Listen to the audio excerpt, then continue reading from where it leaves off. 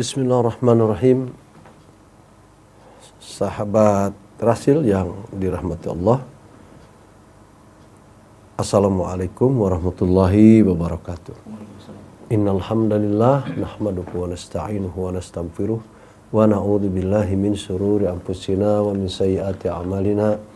Man yahdihillahu fala mudhillalah wa man yudlil fala hadiyalah.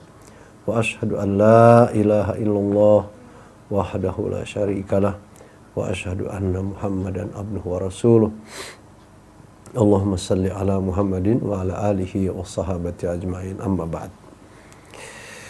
Ikhwatal iman, pendengar setia Radio Rasil dan pemirsa televisi Rasil yang berbahagia, syukur kita pada Allah di pagi hari ini yang telah memberikan kesempatan pada kita untuk kembali mengkaji tafsir Ibnu Katsir. Kali ini kita akan membahas tentang ayat yang ke-25 dan ke-26 dari surat Yunus, yaitu surat yang ke-10. Informasi ini adalah informasi tentang sebuah negeri yang aman, damai, tentram, gitu, yang Allah Subhanahu wa taala telah mempersiapkannya bagi orang-orang yang beriman. Tentu dengan ayat ini, ikhwatul iman, Allah mengajak kepada semua hamba-hambanya. Ini kalau semua berarti tidak terkecuali orang-orang buruknya, tidak terkecuali orang-orang yang sedang bergelimang dengan katakanlah dosa dan maksiatnya. Semua hamba-hamba Allah diseru dengan seruan yang serupa, yaitu agar mereka yang baiknya tetap menjadi orang yang baik, yang buruknya atau yang jeleknya, yang sedang melakukan kemungkaran, dosa dan maksiat, agar memperhatikan perbuatannya dan kembali ke jalan Allah Subhanahu wa taala. Karena Allah Subhanahu wa taala tidak akan berpihak kepada orang-orang atau hamba-hambanya yang melakukan kemungkaran dan dosa serta maksiat. Nah, kalau ia tiba-tiba seruan Allah Subhanahu wa taala itu didengar oleh mereka-mereka hamba Allah yang sedang melakukan dosa, yang sedang melakukan begitu beragam maksiat di muka bumi ini, dan lantas meninggalkan perbuatan-perbuatan buruknya, meninggalkan maksiat dan dosanya, itulah sesungguhnya karunia Allah yang tiada terkira besarnya buat hamba-hamba Allah. Tapi manakala ikhwatal iman, seruan Allah ini tiba-tiba tidak diabaikan, ajakan Allah untuk mereka-mereka yang sedang melakukan dosa-dosa dan maksiat serta kemungkaran, nasihat Allah, seruan Allah ini tidak didengar. Bahkan mungkin mendengar tapi enggan untuk merubah perbuatannya. Maka ikhwatal iman, kelompok-kelompok manusia seperti ini atau komunitas lah katakan manusia ini, mereka juga akan mendapatkan anugerah, tetapi anugerah keburukan. Anugerah berupa azab, berupa kesulitan-kesulitan hidup, malapetaka. Baik itu mungkin sifatnya disegerakan oleh Allah Subhanahu wa taala di dunia, atau Allah tahan sehingga azab dan penderitaan itu dapat mereka rasakan kelak di akhirat nanti dengan berbagai ragam penderitaan dan azabnya. Naudzubillah summa naudzubillah. Oleh karenanya ikhwatal iman yang dirahmati Allah, dua ayat ini merupakan ajakan Allah, seruan Allah kepada hamba-hambanya, terutama sekali kepada hamba-hamba Allah yang taat, yang selalu menjalankan perintah-perintah Allah dengan seksama tentunya, dengan ikhlas dan dengan ada panduan daripada Rasulullah SAW atas perintahnya itu. Hamba-hamba Allah yang selalu bermunajat siang malam, membaca Al-Quran, berzikir, berdakwah, berjihad, dan lain-lain sebagainya dari amal soleh. Maka ikhwatal iman, Allah SWT kepada hamba-hamba yang serupa ini, betapa sayangnya Allah kepada kita. Betapa mencintainya Allah kepada hamba-hambanya yang selalu taat patuh kepadanya, melaksanakan titah perintah selama mereka hidup di dunia. Maka dalam kondisi seperti ini, ikhwatal iman, kita harapkan agar yang namanya iman, yang namanya akidah, ketakwaan ini kita bermohon pada Allah. Agar hal-hal seperti itu menjadi anugerah yang sifatnya istiqomah buat kita. Menjadi rezeki buat kita sepanjang hayat. Dan jangan sampai kita melucuti ataupun kita ditinggalkan oleh perbuatan-perbuatan baik seperti ini. Mengingat kondisi kelak di akhirat bahwa orang-orang yang meninggalkan kebaikan di dunia lantas mereka gantikan kebaikan itu dengan dosa dan maksiat, naudzubillah min dzalik, kondisi mereka itu sangat mengerikan. Maka ikhwan, sekali lagi bahwa di ayat ini sebuah ajakan Allah SWT kepada hamba-hambanya. Dan mereka yang menyeru, yang menjawab seruan Allah ini, mereka akan dimasukkan ke dalam kenikmatan yang luar biasa yang tergambar di ayat 26 nanti. Bahwa kita kelak ketika masuk surga itu kenikmatannya luar biasa. Ada sesuatu nikmat yang tidak bisa dikalahkan oleh nikmat-nikmat yang lain yang dapat kita rasakan kelak di surga. Allahu Akbar. Saudara-saudariku pendengar setia Radio Rasil yang berbahagia di mana saja berada, ayat ke-25 ini berbunyi, a'udzubillahi minasyaitonirrajim. Wallahu yad'u ila daris salam. Wallahu yad'u ila daris salami wa yahdi man yasha'u ila siratim mustaqim. Dan Allah SWT yad'u, memanggil hamba-hambanya ila daris salam, kepada negeri yang salam. Salam ini penuh dengan keselamatan, penuh dengan ketentraman, kesejahteraan, kedamaian. Wa yahdi man yasha ila siratal mustaqim, dan Allah menunjuki, memberikan hidayah kepada hamba-hamba yang dikehendakinya, hidayah yang dapat mengarahkan mereka ila siratal mustaqim, kepada jalan yang lurus yang diridhoi oleh Allah SWT. Ini secara makna seperti itu. Jadi Allah SWT, ikhwatal iman, melalui ayat ini akan terus menyeru, memanggil hamba-hambanya dari masa ke masa. Yang masa ke masa ini sungguh sangat berbeda karakter manusianya. Kalau zaman dulu, katakanlah 30-40 tahun kemarin, khususnya di kita di Indonesia ini, subhanallah, kehidupan sangat tidak sama dengan hari ini. Dulu orang bilang lebih enak hidup itu. Harga masih stabil, ya kan? Itu. Pertanian masih digalakkan. Gitu kan. Bahkan lahan-lahan produktif semakin ditambah pada saat itu. Gitu kan. Pekerjaan mungkin walaupun gajinya pas-pasan, itu kan, tidak minus istilahnya. Jadi bila dibandingkan kehidupan pada masa lalu dari masa ke masa, dari generasi ke generasi, sangat jauh kita rasakan hari ini. Yang hari ini sudah kita bahas bersama di minggu-minggu kemarin, untuk soal lahan produktif saja, subhanallah, sudah begitu berkurang. Kurangnya itu bukan 100 atau 1000 hektar, jutaan hektar kurangnya itu sudah. Yang mana kalau kita lihat secara manfaat dari jutaan hektar itu, ya Allah, swasembada pangan ini tidak kurang kita. Swasembada pangan itu bisa melimpah ruah. Gitu.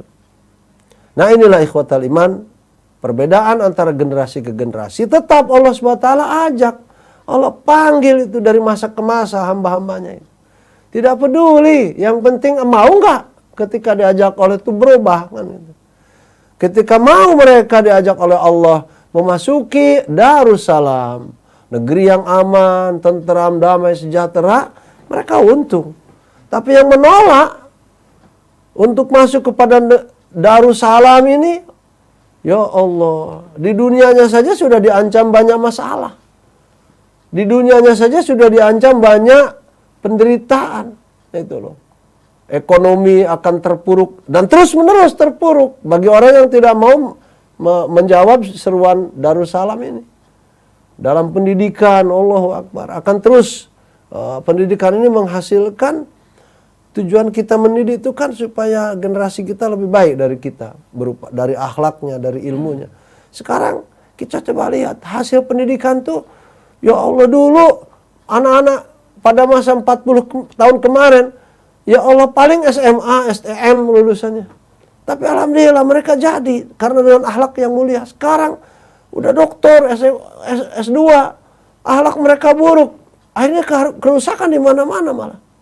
Dan kerusakan pada tingkat tersebut, istilahnya dari level pendidikan seperti itu, akan lebih terasa bila dibandingkan kerusakan yang dilakukan atau penyebabnya hanya lulusan SMA atau STM gitu.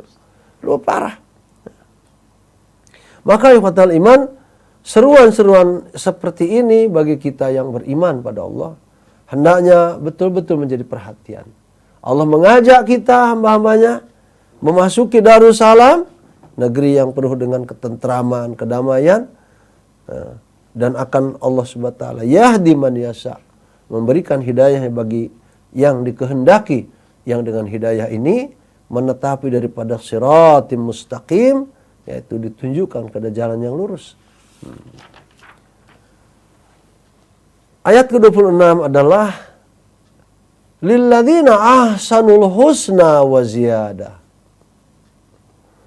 wala yarhaqu wujuhahum qataru wala dhillah ulaika ashabul jannah hum fiha khalidun. Bagi orang-orang yang berbuat baik, nah arti yang berbuat baik ini itu tadi, yang seruan Allah untuk ayo hamba-hambaku gitu kan, masukilah Darussalam, mari hamba-hambaku yang beriman kepadaku gitu kan, lucuti dosa-dosa maksiat kalian, berterus-teruslah kalian, berteguh-teguhlah kalian, istiqomahlah kalian dalam berbuat baik. Sekali lagi hentikan perbuatan buruk itu, masuklah ke dalam negeri salam. Itu ajakan Allah. Nah Allah SWT di sini mengatakan, bagi orang-orang yang baik berbuat baik. Orang berbuat baik itu yang menjawab seruan Allah tadi. Meninggalkan keburukan, berupaya memulai karir baru gitu loh. Untuk melakukan perbaikan. Bagi orang yang baik itu ada pahala yang terbaik di surga. Pahala yang terbaik di surga itu penuh tambah-tambahannya. Ada tambahannya ternyata. Dan di sini waziyadah itu subhanallah merupakan nikmat yang tiada terkira. Az-ziyadah. Sehingga ketika mereka mendapatkan pahala yang baik dan tambahannya itu, wajah muka-muka mereka tidak tertutupi dengan debu yang hitam, dan tidak pula mereka mendapatkan kehinaan, karena mereka sungguhnya sudah mendapatkan kenikmatan itu. Mereka-mereka itulah penghuni surga Allah SWT, Jannatun Na'im, dan mereka kekal abadi di dalamnya.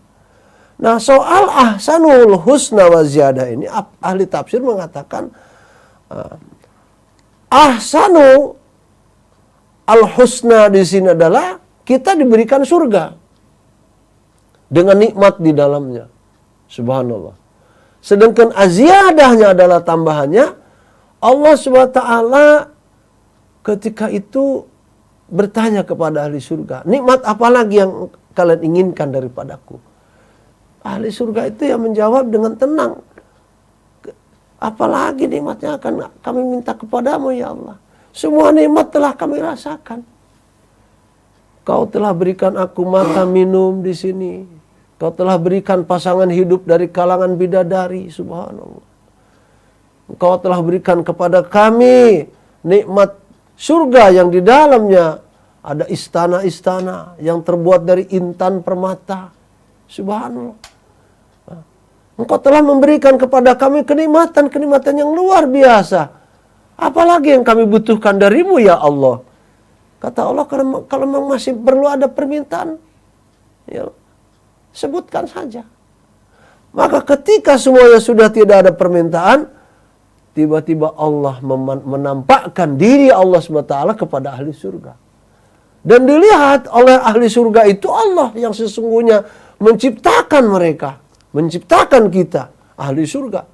Maka nikmat itulah yang tiada terkira, yang ketika kita melihat wajah Allah SWT yang laisa kamitsli syai'un wa huwa samiul basir itu, tidak ada nikmat yang dapat menandinginya. Betapapun kita telah merasakan nikmat di dalam surga seperti ini, seperti itu, seperti ini, seperti itu.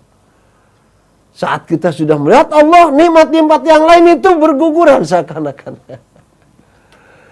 Jadi melalui ayat ini ikhwan, lilladzina ahsanul husna wa ziyadah, yaitu bagi orang-orang yang berbuat baik ada pahala bagi mereka, pahala yang terbaik, yaitu surga Allah Jannatun Na'im, yang di dalamnya ikhwatal iman ada nikmat tambahan. Nikmat tambahan yang dimaksud adalah nikmat saat kita berjumpa dengan Allah Subhanahu wa taala, zat yang maha kuasa yang menciptakan kita. Nah, apa kita ini tidak mau seperti itu? Kan begitu. Ya kalau kita tertarik dengan ajakan Allah, itulah tadi, kepada kawan-kawan yang memang masih bergelut dengan kesalahan, itu kan, membungkus diri dengan kedustaan, pengkhianatan. Sekarang ini walaupun banyak ustadz menasehati, kelompok-kelompok manusia seperti ini jumlahnya semakin banyak. Bukan malah semakin berkurang. Kawan-kawan yang masih hidupnya bergelimang dengan dosa, semakin korupsi itu diberantas, semakin korupsi menjadi-jadi. Istilahnya kan begitu. Semakin ustadz melarang kebohongan, semakin kebohongan di mana-mana ada. Semakin ustadz mengingatkan tentang jangan berkhianat, pengkhianatan berlaku di mana-mana.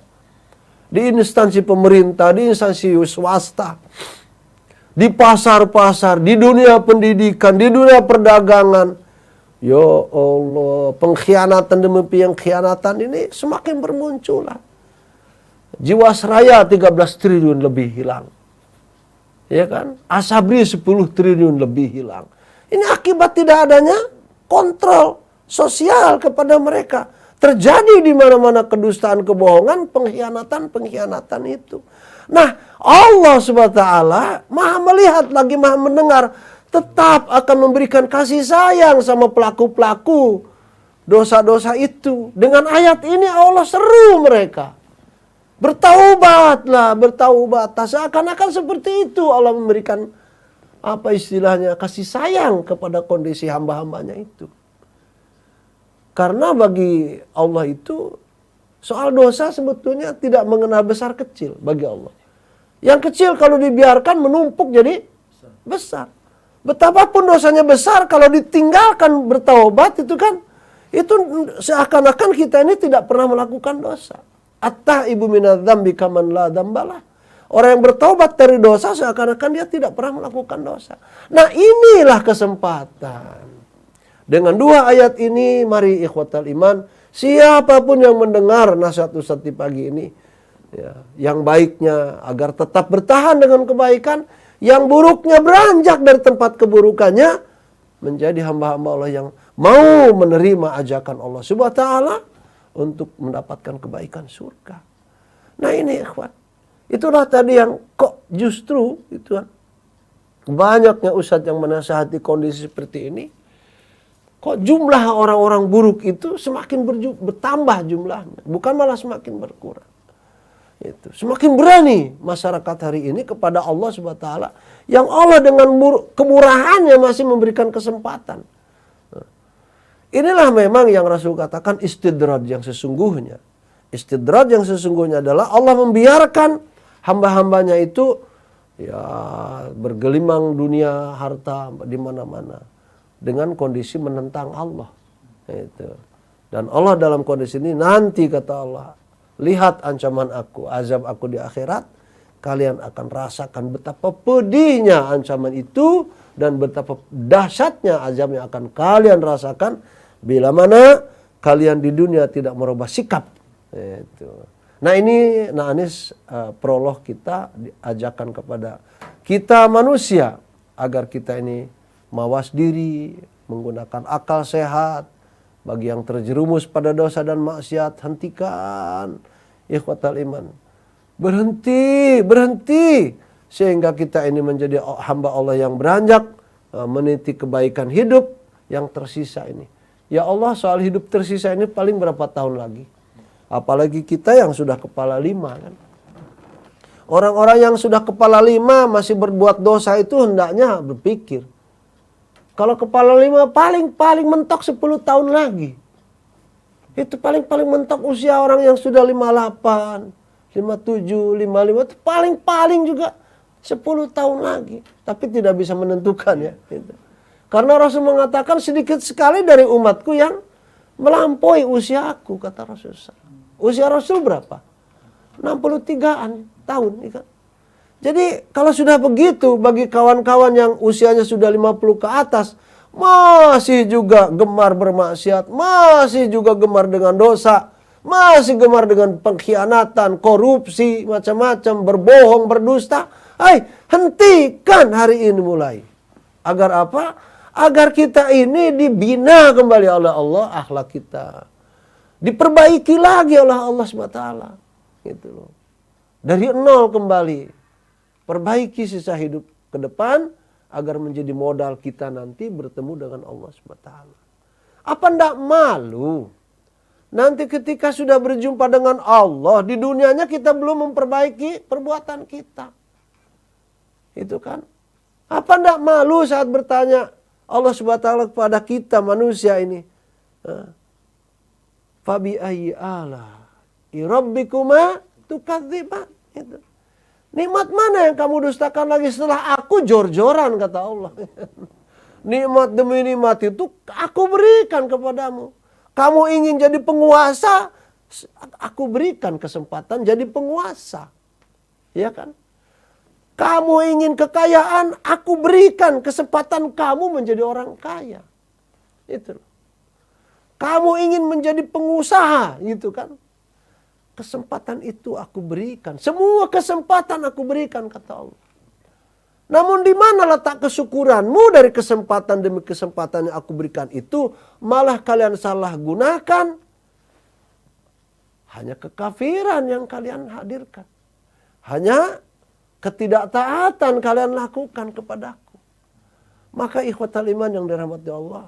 Sekali lagi ini merupakan ajakan Allah SWT melalui Al-Quran. Yang Al-Quran adalah kitab Allah, kalamullah. Yang di dalamnya penuh dengan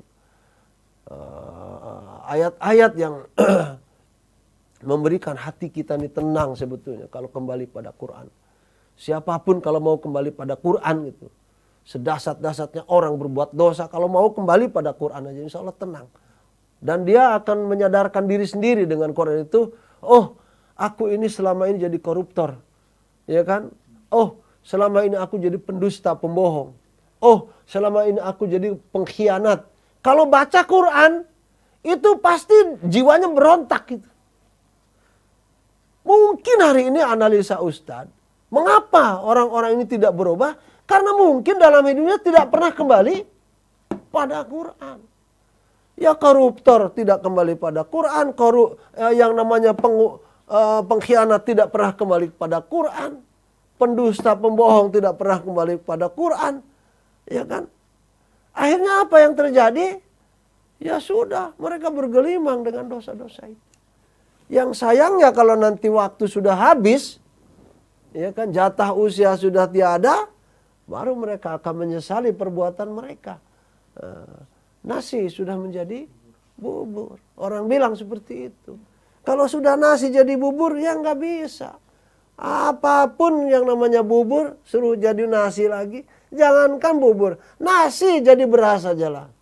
Beras jadi gabah sajalah. Sudah susah. Maka sebelum segala sesuatu terlambat, alangkah baiknya melalui nasihat di pagi hari yang sederhana, ikhwatal iman.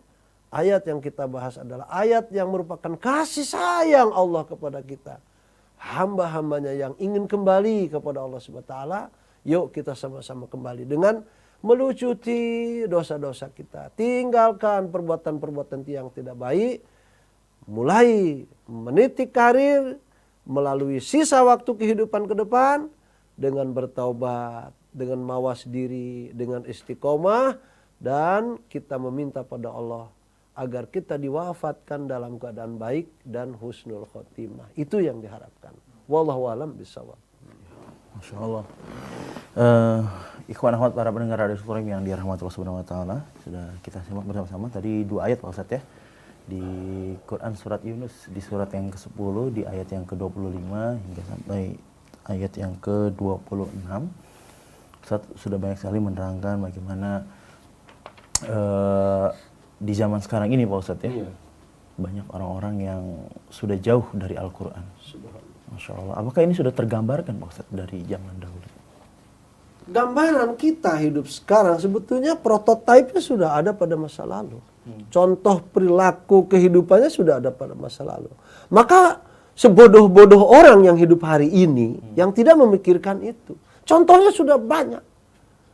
Contoh kondisi sekarang ini sudah dulu Allah kenalkan melalui katakanlah peradaban yang dibangun oleh Nabi Daud, oleh Nabi yang dia diturunkan oleh Allah SWT azab, ya kan, batu itu kan, Nabi Lut, ya kan, itu ada prototipe kehidupan seperti itu. Orang-orang yang menyangkal pada Allah pada zaman dulu diazabnya seperti ini, itu sudah ada. Maka sebodoh-bodohnya orang hari ini yang hidup tidak melihat kondisi masa lalu gitu. Jadi tidak akan ada perubahan ya, kalau tidak melihat masa lalu. Sejarah masa lalu itu penting buat obat kita sebetulnya. Gitu. Allah. Ya, Masya Allah. Baik ikhwan akhwat para pendengar Radio Supreme yang dirahmati Allah Subhanahu wa taala, kami mengundang bagi ikhwan akhwat yang ingin mengirimkan pertanyaan dalam pembahasan kita di pagi hari ini, yaitu di Quran surat Yunus di ayat yang ke-25 hingga ayat yang ke-26. Dipersilakan bagi ikhwan akhwat yang ingin mengirimkan pertanyaan melalui SMS ataupun WhatsApp bisa di 081119999720. Bagi ikhwan akhwat yang ingin mengirimkan pertanyaan, mengajukan pertanyaan melalui telepon bisa langsung di 0218451512. Ikhwan akhwat, kami akan segera kembali tetap di Radio Syarah Rahim untuk Islam yang satu.